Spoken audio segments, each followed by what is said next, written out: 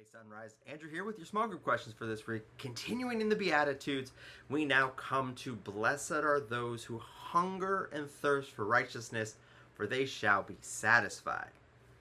So as we think about this, we've been looking at this as this ladder, this building theme. So last week was meekness, and now we come to hunger and thirst for righteousness. How are these things related?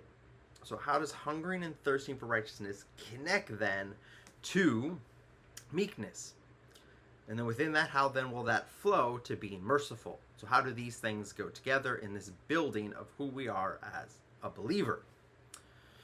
And so as you think through those things, you're also then left with the question, what does it mean to hunger and thirst for righteousness?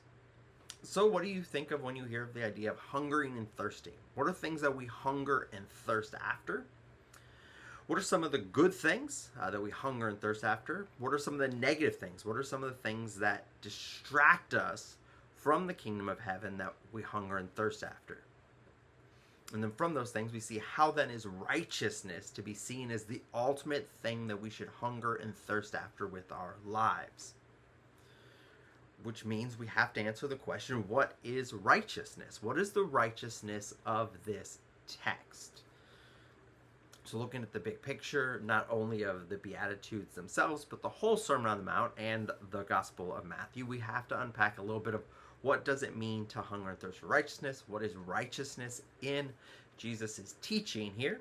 So just think about some of those things, which then leads to the idea of why then is the gift given at the end a guarantee of satisfaction?